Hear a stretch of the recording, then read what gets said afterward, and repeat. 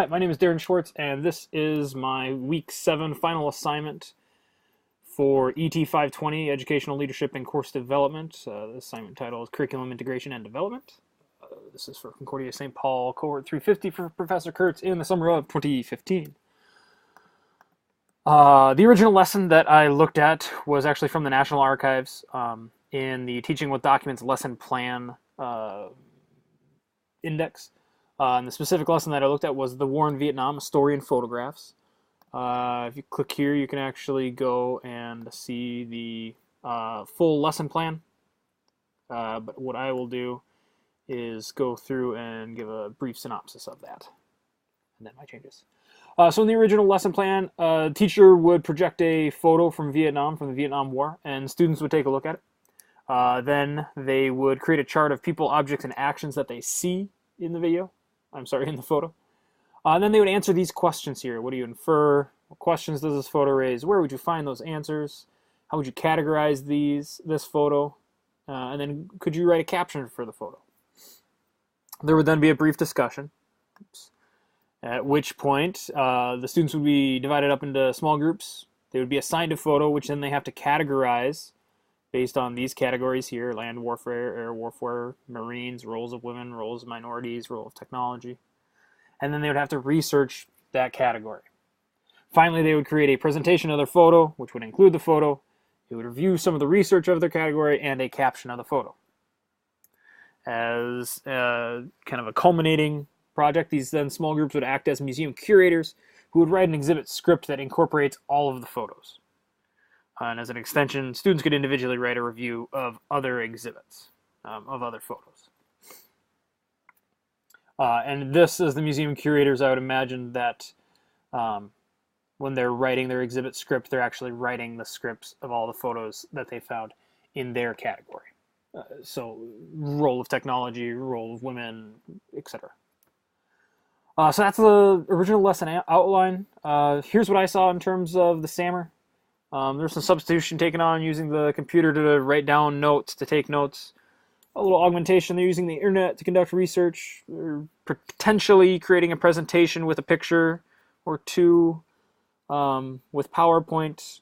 And then as acting as museum curators to write a script about the exhibit. Potentially they're using a computer, and they might want to look up what a museum curator does and examples of exhibit scripts and all that. Didn't necessarily see any modification or redefinition in this lesson plan. So, on to the updated lesson plan. The first couple steps would remain the same. Yep, you're going to project a photo from Vietnam. This time when they're making their chart of people, objects, and actions, they could use something like Padlet or maybe even a mind mapping app such as iThoughts, where it's a little more interactive, a little more real-time. And there can be a little more collaboration there. You could even have some questions that go along with it. You respond to someone's Padlet or something like that. They would then answer the same questions, but again, using Padlet or maybe even Google Docs, or actually a Google form would work right here to answer their question. A Google form would be pretty interesting. You get some text submissions there. Then in the small groups, again, they're assigned a photo. They're going to research the category. They're going to categorize it and then research it. Again, we're going to use computers and tablets to research, but now potentially we're going to write down our research notes using Google Docs. Maybe we're going to use Britannica School or Instagrok or EBSCOhost as a place to find our research. Then instead of just creating a presentation, the small groups would create an iMovie of their photo and other related photos. That's going to showcase the research that they did. But they're going to do this as kind of a role-playing. They're going to do it through the lens as if they were serving in Vietnam and were reporting back home on their category, right? So if they were the role of technology, they would be maybe they're there as a news reporter, or maybe they are there as an American soldier, and they're talking about the different technologies that played a role in Vietnam. Again, small groups are going to act as museum curators, but now instead of just writing a script, they're going to actually create a page of a Google site that would highlight their category, including their photos, and some research with potentially some statistics or some other information.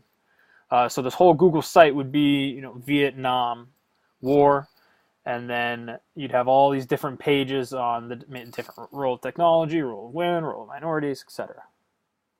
And then as an extension, again, we're looking at the students individually reviewing other exhibits, but this time, potentially, let's use Flipgrid to answer the question, what role did blank category play in the outcome of the Vietnam War, or how significant, something like that. And then finally, the updated lesson, SAMR. Again, we're using substitution computer to take notes and using research. Augmentation, we're using the internet to conduct research, but now we're using some Google Docs, Padlet mind maps.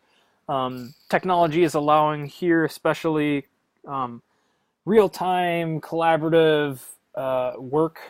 You totally could have them answer questions about the first photograph, put actual post-it notes up on the board. That would totally work. This is a little bit easier, a little less clumsy. Modification, the iMovie. Now, instead of just doing a presentation, now they're actually creating this different media that's going to include the photos, the research about the category, and then in this term of a role play. We're using Flipgrid, again, to respond to exhibits. Sure, we could have them answer the questions, but now the technology is having them actually record themselves and then be able to watch other answers. And then redefinition. Well, now we're using this Google site where we're taking it a whole nother step. We can add links, we can add pictures, we can add all sorts of maps and all these other things that really with our original exhibit script wasn't going to be all that great. So how do these changes really impact students? The students are able to create more. They're able to collaborate more with each other in a much more interactive way. They're going to be able to showcase what they have learned in a variety of mediums, and really they're showcasing not just only their content knowledge, but also their knowledge of the various technologies as well. And that's the lesson that I didn't create. I evaluated and updated with the SAMR model. Thank you.